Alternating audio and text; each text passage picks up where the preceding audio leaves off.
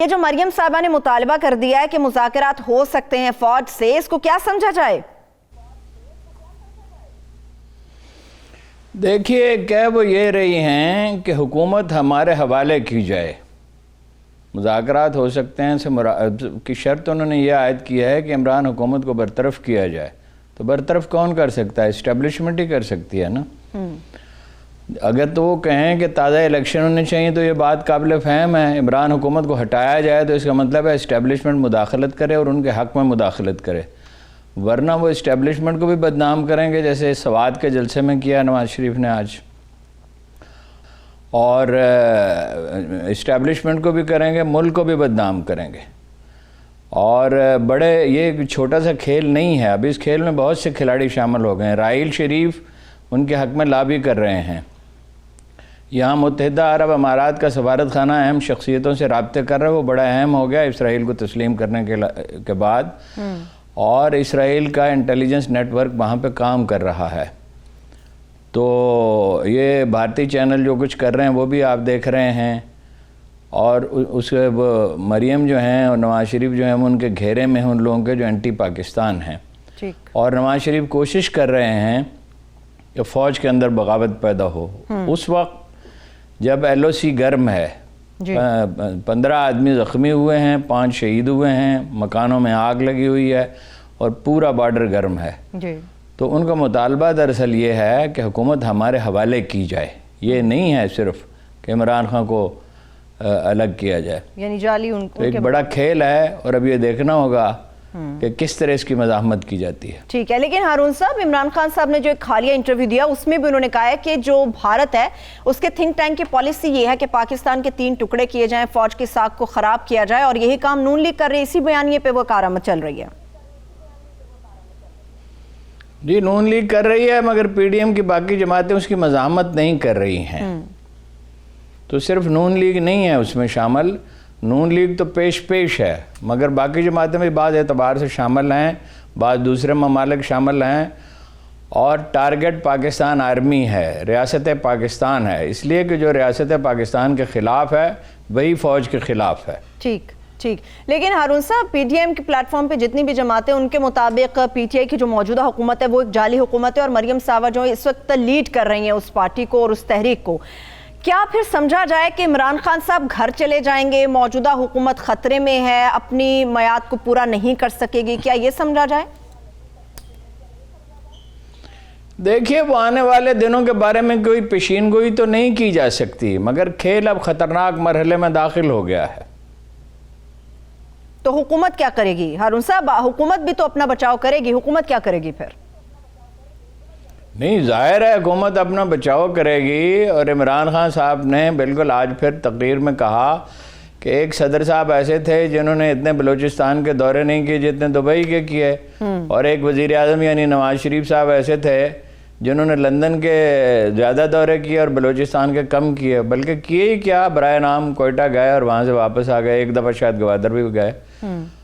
تو عمران خان تو ڈٹے ہوئے ہیں، لیکن سوال یہ پیدا ہوتا ہے کہ باقی فورسز کیا کریں گی، تو کوئی پیشین گوئی نہیں کی جا سکتی حالات کے بارے میں۔ ٹھیک ہے، لیکن فوری اگرچہ تبدیلی کا امکان نظر نہیں آتا، گلگت بلتستان کے الیکشن کے بعد یہ نئے مرحلے میں داخل ہو جائے گا معاملہ۔ گلگت بلتستان میں کچھ کہا نہیں جا سکتا کہ کون جیتے گا۔ گیلپ کا سروے یہ کہتا ہے، اگرچہ ایک ناقص سروے میں بتاتا ہوں آپ کو ناقص کیسے ہے، ادھورا ہے، یعنی ناقص غلط نہیں ہے مگر ادھورا ہے، وہ حلقہ وار سروے کرنا چاہیے تھا، کیونکہ مختلف حلقوں میں 3 ڈویژنوں میں مختلف صورتحال ہے، کہ یہ ایک آدھ حلقہ ایسا ہے جہاں جمعیت علماء اسلام کی بالادستی ہے، کوئی 10-11 حلقے ایسے ہیں جہاں پہ پیپلز پارٹی بڑی مضبوط ہے، اور 13-14 حلقے ایسے ہیں جہاں پی ٹی آئی مضبوط ہے۔ آزاد امیدوار بھی کچھ جیت سکتے ہیں، پی ٹی آئی کے کچھ لوگ آزاد امیدوار کی حیثیت سے کھڑے ہیں، اور بھی کوئی آزاد امیدوار جیت سکتا ہے۔ تو اس کے بعد کھیل نئے مرحلے میں داخل ہوگا، یہ بہت ہی ایک بھرپور مارکہ ہونے والا ہے، کہ جس میں میرا نہیں خیال کہ بھئی شریف خاندان کی کامیابی کا کوئی امکان ہے۔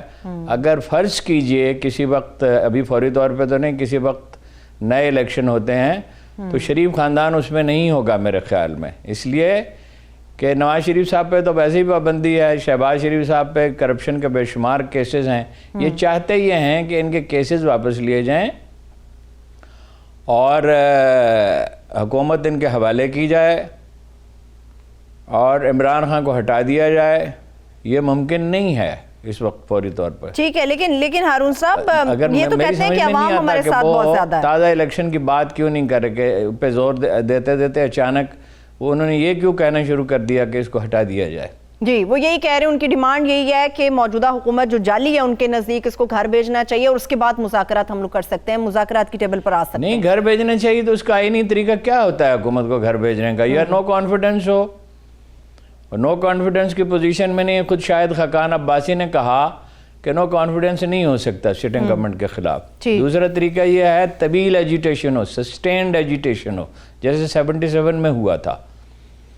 تو وہ طویل ایجیٹیشن کے لیے تو نون لیگ کی تشکیل ایسی نہیں ہے کہ طویل ایجیٹیشن کر سکے. اب تک عام آدمی ان کے جلسوں میں نہیں ہے, ان کے ورکر آئے ہیں اور صرف ایک شہر میں جلسہ انہوں نے نہیں کیا, اس کے لوگوں پہ مشتمل دوسرے شہروں سے لوگ آئے ہیں.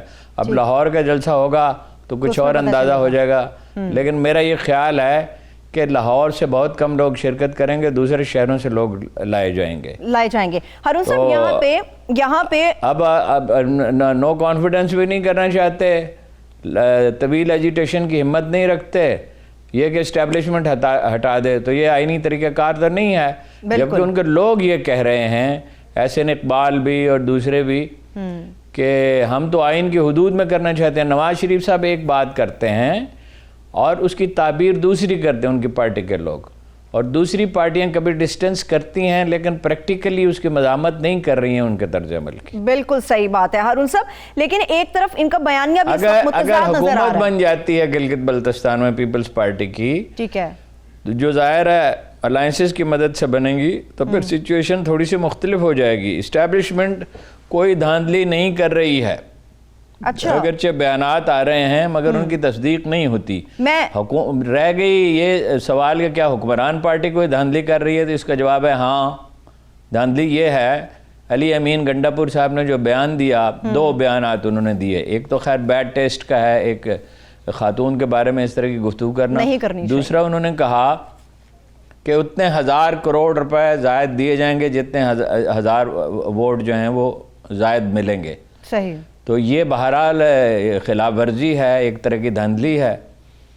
عدالت نے بھی روک دیا نا. باقی تمام پارٹیاں جو ہیں وہ دھاندلی کی ایک جیسی جتنی صلاحیت رکھتی ہیں وہ دھاندلی تو کریں گے. سیاسی پارٹیوں کا ماضی تو یہ ہے, ان سب سیاسی پارٹیوں کا. ٹھیک ہے, یہ بات تو آپ کی صحیح ہے ہارون صاحب, لیکن اس مگر اسٹیبلشمنٹ کو کوئی اعتراض نہیں ہے پیپلز پارٹی کی حکومت بننے پہ, ایسا لگتا ہے.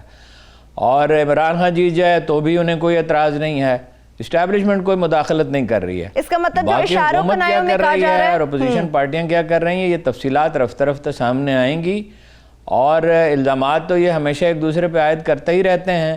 اب ان الزامات کے بارے میں کیا کہا جا سکتا ہے؟ مثلا یہ کہا گیا ہے کہ پوسٹل بیلٹ اس سے زیادہ تقسیم کیے گئے ہیں سرکاری ملازمین میں جتنی ان کی تعداد ہے. اب ہمارے پاس کوئی ذریعہ نہیں ہے, اگر ہمارے وہاں نامہ نگار جو ہیں ان سے آپ رابطہ کر سکیں تو ان سے بھی رابطہ کر رہے ہیں. بالکل ہارون صاحب, ان سے رابطہ کر رہے ہیں, وہاں کی جو سچویشن ہے وہاں اس وقت جو صورتحال ہے اس کے اوپر بات کرتے ہیں.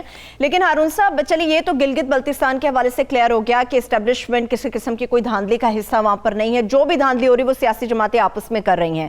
یہاں پہ جو بیانیے میں تضاد ہے اس کے اوپر میں ایک سوال کرنا چاہ رہی ہوں ہارون صاحب. جو مریم صاحبہ نے بات کی ہے, ایک طرف وہ کہتے ہیں کہ جی فوج کو سیاست میں مداخلت نہیں کرنی چاہیے, پھر جب وہ مذاکرات کی بات کرتے ہیں تو اس کا مطلب ہے کہ فوج کو دعوت دی جا رہی ہے کہ آئیں اور سیاست کے اندر آ کر مداخلت کریں.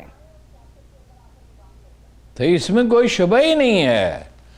یعنی اسٹیبلشمنٹ سے پہلے بھی ان کا رابطہ تھا, انہوں نے ووٹ کس لیے دیے تھے ایکسٹینشن کے لیے چیف آف آرمی اسٹاف کی, اور جب ان کی توقعات پوری نہیں ہوئیں تو انہوں نے بالکل جس کو کہتے ہیں ادبدا کر حملہ کر دیا, بالکل فرسٹریشن کی حالت میں ہیں. اور یہ بھی ظاہر ہے کہ غیر ملکی مدد بھی اس میں حاصل ہے. اور عمران خان صاحب جو ہیں وہ سچویشن کو سمجھ اس طرح پوری طرح نہیں رہے. وہ کہہ رہے ہیں معیشت ٹھیک ہو گئی, کہاں سے معیشت ٹھیک ہو گئی ہے؟ اگر وہ یہ کہیں کہ معیشت کی بہتری کا امکان ہے اور گاڑی جو ہے وہ پٹڑی پہ چڑھ جائے گی تو یہ تو بات قابل فہم ہے. مہنگائی بڑھ رہی ہے, بے روزگاری بڑھ رہی ہے, اور وہ کہہ رہے ہیں معیشت ٹھیک ہو رہی ہے. ان کا ایک ہی مسئلہ ہے کہ ان کی ناک رگڑی جائے.